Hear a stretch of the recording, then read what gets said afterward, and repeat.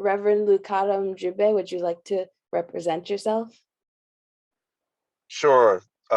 First of all, thank you so much for giving me the opportunity to be with all of these scholars, these activists, these leaders, younger and older, those who are um, seeking to change the world and are thinking about how it has already been changed and what we have been left to do. I'm the Reverend Lukata Mjumbe. I'm the pastor of the Witherspoon Street Presbyterian Church, based in Princeton, New Jersey. I'm in my car because I uh, am on my way back from Malcolm X's gravesite up in Ferncliff, New York. Every year, there's an annual pilgrimage to Malcolm's gravesite and the site of Betty Shabazz, his wife, who lays next to him. And I traveled up to White Plains, New York, earlier today and spent the entire afternoon. And in that same cemetery, we also have the gravesite of Paul Robeson. And his wife Eslanda Robeson. So after Malcolm and Betty, I had to go visit with Paul and Eslanda. And then a couple of rows over, James Baldwin is there. And then in another area, Thelonious Monk. And uh, there is a host of ancestors who are there. And so I am just thankful to have been able to spend time with them earlier this afternoon and to spend this time with you all this evening. And I'm excited to be a part of this conversation. Thank you for the invitation. Thank you so much. My first question is, I am a Muslim, an African-American woman. What do you think Malcolm X would have wanted for the Black Muslim community today in regards to religious freedom?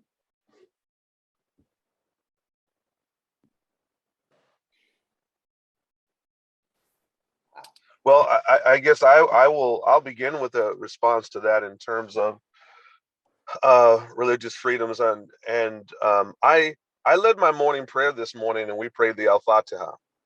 And so I tried to help those who were listening from my congregation, my Christian congregation, and those who were checking in on Zoom and Facebook and YouTube, that when our Muslim sisters and brothers pray and say Bismillahir Rahmanir Rahim, Alhamdulillah, Rabbil Alameen Ar-Rahmanir Rahim, Maliki Yawmiddin, Iyyaka Na'budu wa Iyyaka Nasta'in, that all, and I won't do all of it, and I'm not trying to show off, but the words, though in Arabic, should resonate with all of us. When we talk about in the name of God, the gracious, the merciful, all praise is due to God, Lord of all the world, the gracious, the merciful, master of the day of judgment. You alone do we worship, to you alone do we submit. Show us the straight path, the path of those who have received your favor and not those who have been led astray and earned your wrath.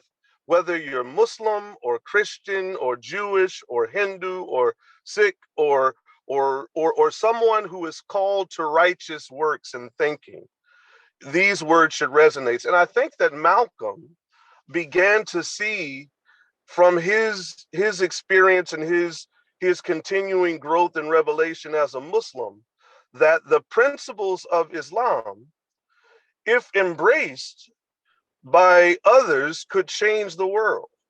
It didn't allow you to be racist. It didn't allow you to be oppressive to other people.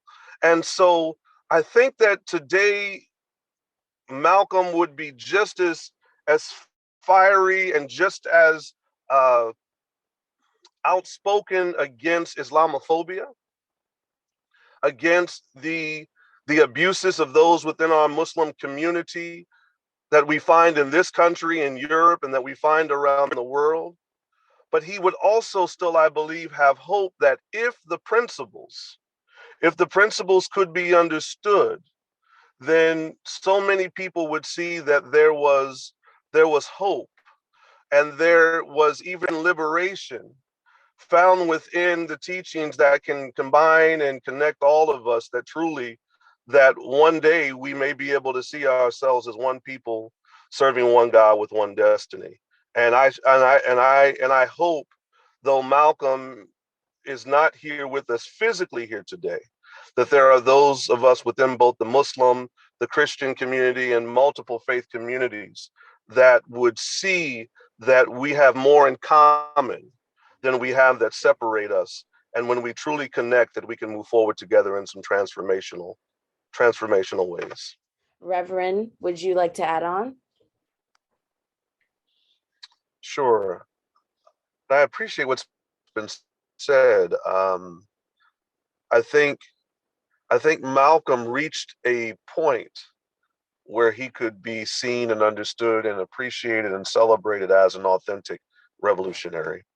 I think for our young people, I would encourage people to think of Malcolm as a journey, because Malcolm is a beautiful example of growth and transformation over time. When Malcolm was a teenager, there wouldn't be many who would have called him authentic revolutionary. In fact, he went through a lot from his early childhood, when he was discouraged by a teacher from becoming a lawyer, saying that that's not something that Black people can do. Uh, he became a teenager who found himself in the streets and struggling and dealing with the realities of life as and being known as Detroit Red, and um, being someone who was connected to a family, who came out of a family that tried to do their best and give their best, that came from a family that were rooted in certain liberation traditions like the Universal Negro Improvement Association of Marcus Mosiah Garvey. Both his mother and father were Garveyites. But when you look at Malcolm's life, and this is, I think, is important for young people, you may still be under construction right now. The paint may still be wet.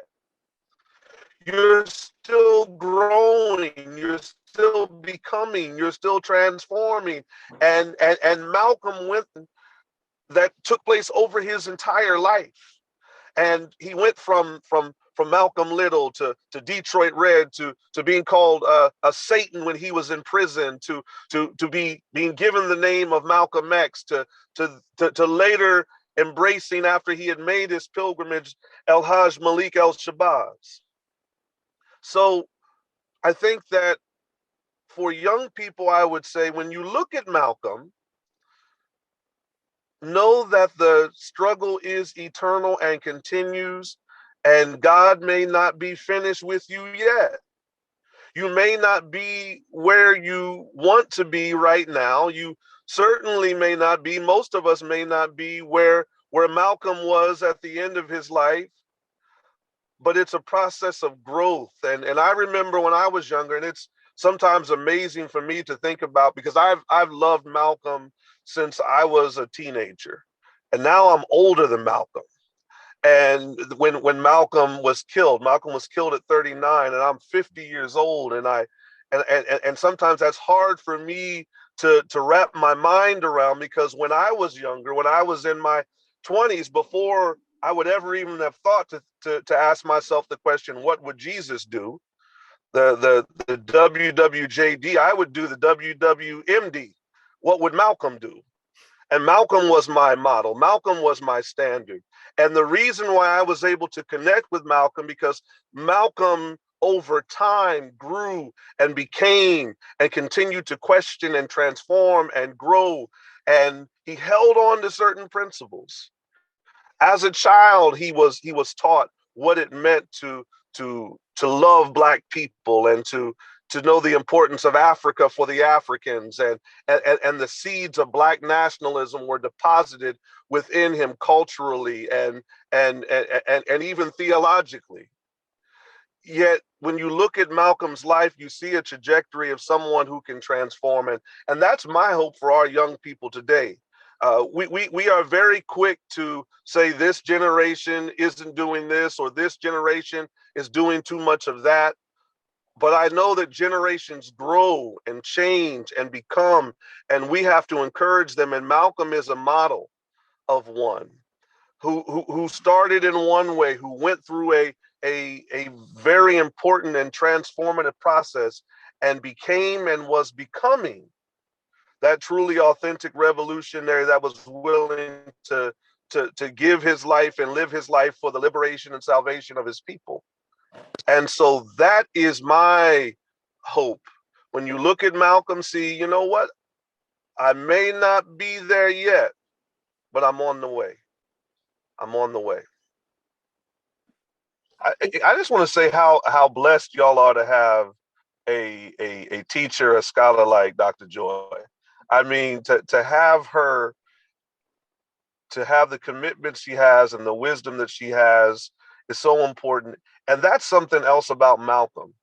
If you want to know, Malcolm read books, but Malcolm read books that were oftentimes assigned to him by mentors. Malcolm always had teachers, whether it was his big sister Ella when he was younger, and she was the first one to join the Nation of Islam before any of his brothers joined, and she was the first one to leave the Nation of Islam.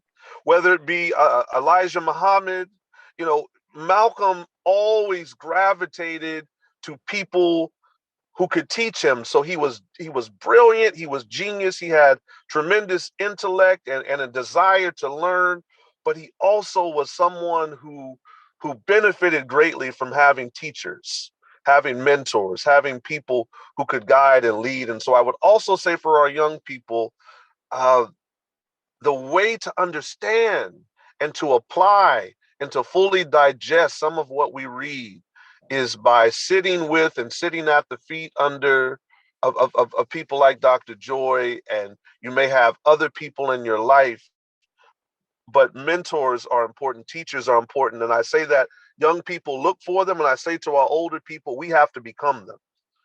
If you don't have a group, if you don't have a cadre, if you don't have a community of young people that you're training and nurturing and building up and lifting up, because Malcolm also did that. Once he learned, then he went out and he recruited and went fishing, as they said in the nation, and brought in others and trained them up in the way that they should go. So reading and finding mentors and teachers and guides that can help to walk you along. Martinican psychiatrist who was struggling in Algeria, France Fanon, in the book Wretched of the Earth, wrote, each generation must out of relative obscurity or betray it. And when I went to Malcolm's gravesite earlier today, and I prayed there and I listened to so many people who have struggled, and people who knew Malcolm and people who were connected to him in various ways, I was reminded that my work, that our work, is not yet fully discovered and has not yet fully been made manifest. There is still work for us to do. There is still work on the grassroots level for us to organize. There are still so many of the contradictions that Malcolm identified back in the 1960s that remain with us and have even been upgraded in such a way that requires an upgraded response and strategy. And so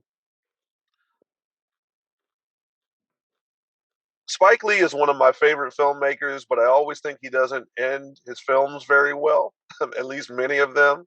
But I like the way he ended Malcolm X, or the way he ended X, where he had the young people and the old people. And Nelson Mandela said, I am Malcolm X, I am Malcolm X, I am Malcolm X, I am Malcolm X.